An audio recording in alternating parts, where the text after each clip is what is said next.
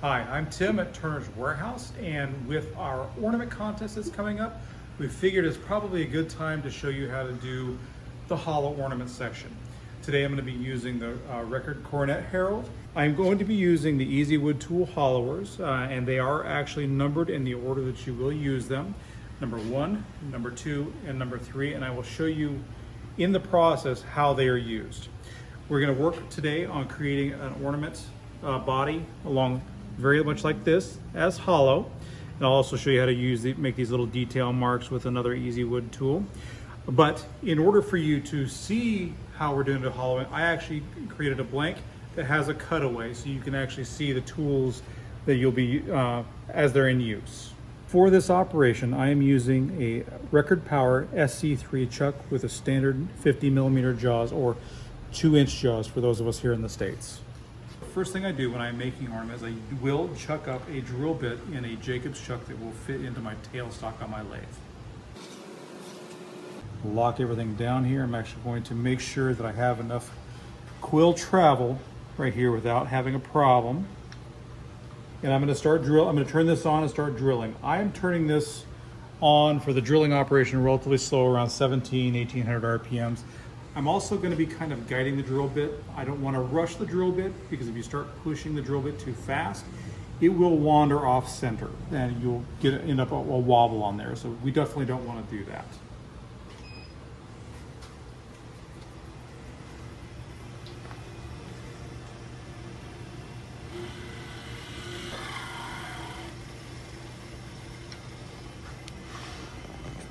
So remove the Jacob's chuck and drill bit. Turn this off, and we'll take a look here. Next thing I'm going to do is I'm going to start trying to shape the outside of the ornament. Again, we're kind of going for looks kind of like a vessel. If you look like an old style vase, you have about a 1 to 2 ratio here. So if it looks about, this portion here is about 1, this is about a portion of 2, so 1 to 2 ratio. That's how I prefer to make the ornaments look as balanced as possible. Any other variations, leave it up to creative interpretation. This is just what I do. I'm actually going to start off with a 1/2-inch spindle gouge. This is a Record Power M2 spindle gouge that we sell here. I'm going to turn up the speed a little bit. I like to turn a little bit faster. Right now this is at 17. I'm probably going to turn it up to about 25 RPMs. That's where 2500 RPMs. That's where I feel comfortable.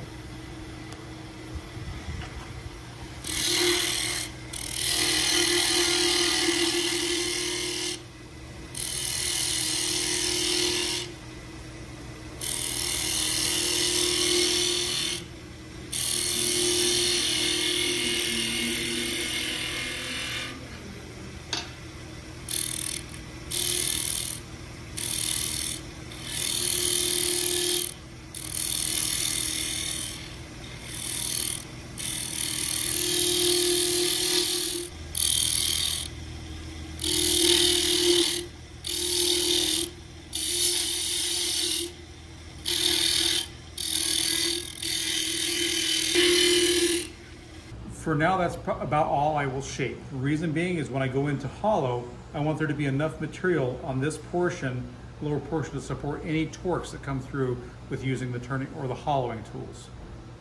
What I'm going to do now is I'm actually going to pivot the headstock on this lathe so I can actually reach in and start hollowing in a much more comfortable position.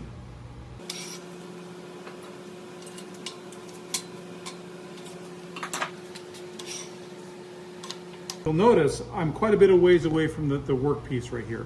Reason being is I'm going to be working with the hollowing tools that do allow me a certain amount of overhang here. When I start getting into the number 2 and the number 3, this is the number 1 hollower, it allows me room to have the full flat of the workpiece, the full flat of the tool being supported by the tool rest to help eliminate any of the torque that happens when you start going into hollowing.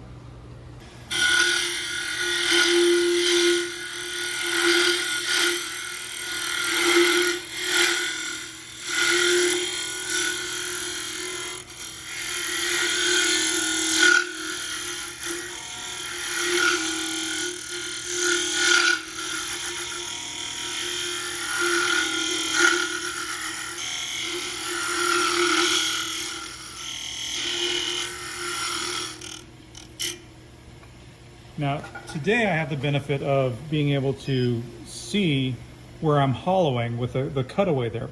Normally what I would do is at this point is I would reach for my inside out calipers and I would see where I am as far as thickness goes. And as you can see, I'm still relatively thick there. And that's okay for right now. I'll go ahead and remove some of this material in here, right through this area here. And you can actually see that in the cutaway portion here. You can see where it's still relatively thick. And this is basically what I'm trying to do is mimic this shape on the inside that I have here on the outside.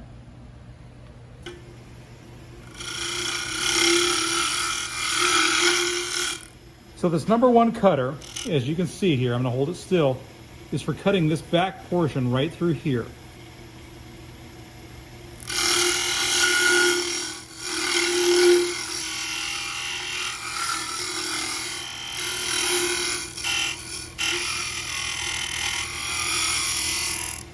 Okay. Next, I'm going to go to the number 2 cutter, and as you can see, this one has a scoop on it, or an angle on it, an arc, so as it were. And part of the reason why I have this tool rest so far apart or far away from the workpiece is so that when I get the workpiece or the tool in there, it allows me to have full support of the cutting edge on the tool rest here. The main thing to remember when you are using the hollowing tools is feeding it in to remove the material, and then feeding it out the same way.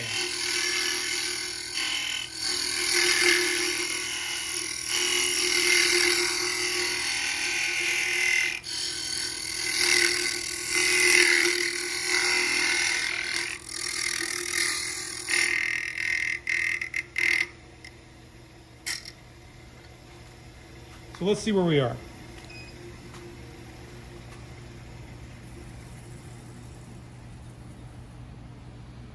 You see where the area I've been working in here, we're getting it relatively thick or consistent here, and that's what we're trying to go for. Now this does look a little thick, and that's okay for now because it allows me a little bit more room here to shape and sand.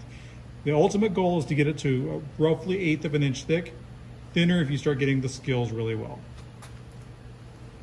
All right, now I'm going to go for the number 3. What this will allow me to do is actually work on this area under what's called the shoulder of the hollow ornament, right through here. Same thing to keep in mind with the number 2 is you have to feed it in.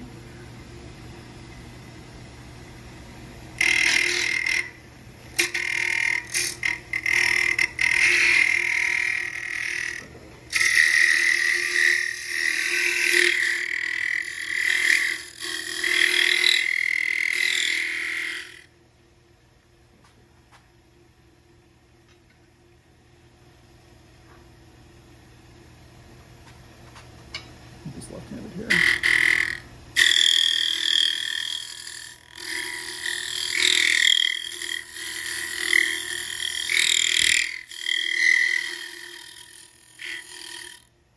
Now I am relatively finished with that area there. You can see the wall thickness right there in the shadows.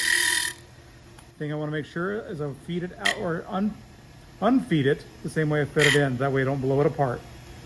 And that's honestly where the biggest trouble that most new turners have a problem with when doing hollowing is they forget to take that out. And as you can see, we had a little bit of a chip out, but that's okay because you can see the effect of what I was going for here. Now what I'm going to do here is I'm actually going to go back into this hole with the number 1, clean this area up right in here. This is a little bit of a ridge.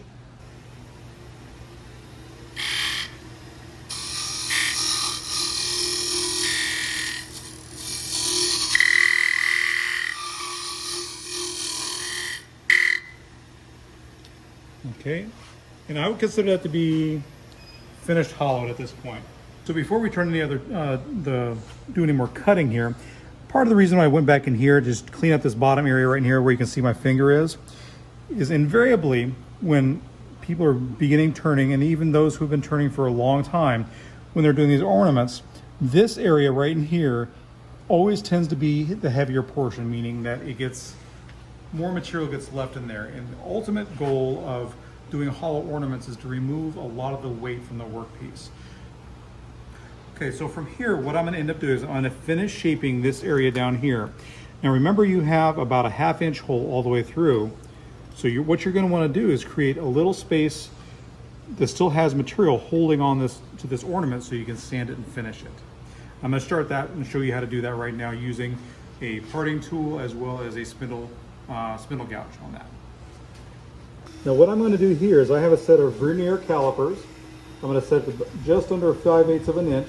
That gives me about 1/16 of an inch of material all the way around holding that ornament in place. And what I'm going to do is, so I don't cut through the bottom, I'm going to kind of guess where the line of the ornament is going to be going. So in this case, I'll go ahead and turn it off to show what I mean. The ornament, or the shape of the ornament, has a line. So if you see it, it actually kind of goes along this line here. So it's going to kind of taper into this. So you kind of have to guess where that bottom of that is going to be. So what I'll end up doing is I'll use the parting tool back over here in this area here. And then when I finish the shape up with a spindle gouge and show you how to do a little bit of sanding on this, you'll see exactly what I'm talking about.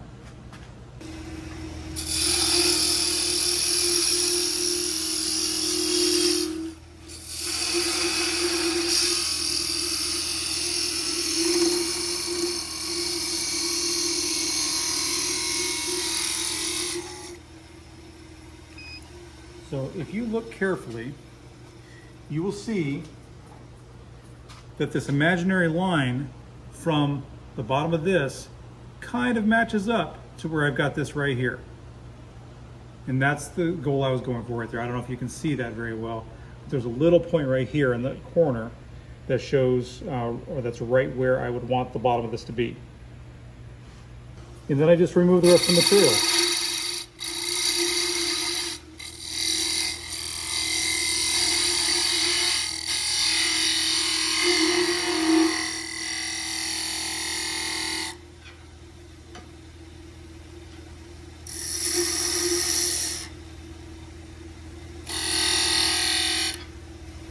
So what I would do at this point is I would go ahead and sand and likely do a finish on this. Now, what I also want to take a look at here, I want you to notice, is remember how I was talking about how the bottom of ornaments are always a little bit thicker? You can actually see that exactly right here. It's very slight, but it's much thicker here than it is over here on the side. So if you wanted to, and I will go ahead and do this as well, I'll come in here with the number 1 and just clean up this material just a little bit more, just to remove a little bit more weight.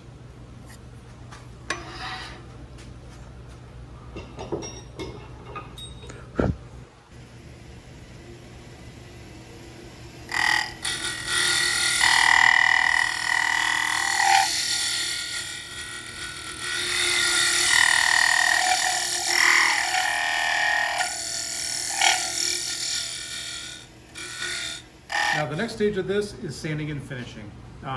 We do have several different videos on different sanding and finishing techniques on our YouTube page.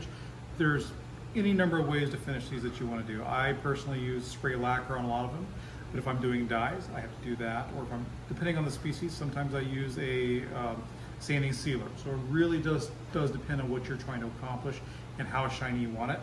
So at this point, I would go ahead and sand it and finish it. Being that it is a cutaway, I'm actually not going to sand it for the preservation of my fingers. So I hope this was helpful. The big thing I want you to keep in mind when you're starting to hollow ornaments, you will blow some up. That is completely normal. Don't get frustrated. That's part of the learning process. A lot of what you're going to be doing is learning how to listen to and feel the wood. And each species of wood is going to be different from the other. So take your time. Also, good quality tools make a big difference. I definitely like these Easy Wood tool hollowers. They've made my life of hollowing much easier. They also have the cutters available in the negative rake, which also, if you're working a lot on end grain, which most ornaments these days are made using end grain, it makes the cuts that much easier. This is the first part of this. We will do a secondary video following up showing how to do finials related to these ornaments here. If you do have any questions, please don't hesitate to give us a call, email us, message us, and we'll be happy to answer those for you.